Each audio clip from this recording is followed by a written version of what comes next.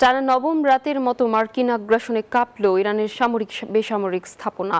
Kuwait, Bahrain, Jordan সহ মধ্যপ্রাচ্যের মার্কিন ঘাঁটিতে পাল্টা হামলা চালিয়েছে ইরান। এতে ইরাকে আরও এক মার্কিন সেনা নিহত হয়েছেন। এর মধ্যে ইরানের পররাষ্ট্রমন্ত্রী আব্বাস আরাগচি সতর্ক করে বলেন, হুমকি বা ঘুষের কাছে মাথা নত করবে না তেহরান। এদিকে এ যুদ্ধ দিন দিন সামরিক লক্ষ্যবস্তু থেকে বেসামরিক অবকাঠামোর দিকে সরে যাচ্ছে বলে মনে করছেন বিশ্লেষকরা।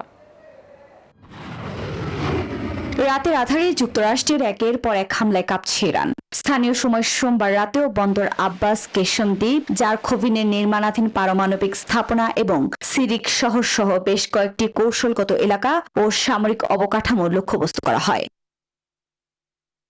মার্কিন সেন্ট্রাল কমান্ড সেন্টকমের দাবি, জর্ডান ও ইরাকে ইরানের হামলায় মার্কিন সেনা নিহতের প্রতিশোধ নিতেই এ হামলা। পাশাপাশি হরমুজ প্রণালীতে বাণিজ্যিক জাহাজের নিরাপত্তা নিশ্চিত করাই তাদের লক্ষ্য।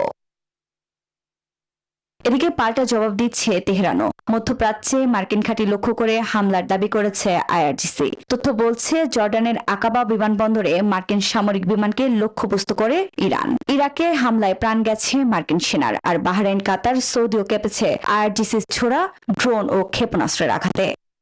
Bashundhara public school and college 2026 শিক্ষাবর্ষে ভর্তি চলছে। এর মধ্যে ইরান কখনোই হুমকি বা ঘুষের কাছে মাথা নত করবে না বলে হুঁশিয়ারি দিয়েছেন দেশটির পররাষ্ট্রমন্ত্রী আব্বাস আরাগচি। যুদ্ধের ফলে ইরান আরো শক্তিশালী হয়ে উঠেছে।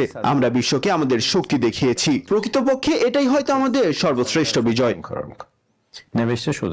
যদিও বিশ্লেষকরা বলছেন, যুদ্ধ বন্ধের জন্য চাপ বাড়ছে যুক্তরাষ্ট্রের উপর। তবুও হামলা অব্যাহত রেখেছে মার্কিন সেন্টকম। পাশাপাশি এই সংঘাত সামরিক লক্ষ্যবস্তু থেকে বেসামরিক অবকাঠামোর দিকে সরে যাচ্ছে বলেও মত অনেকের।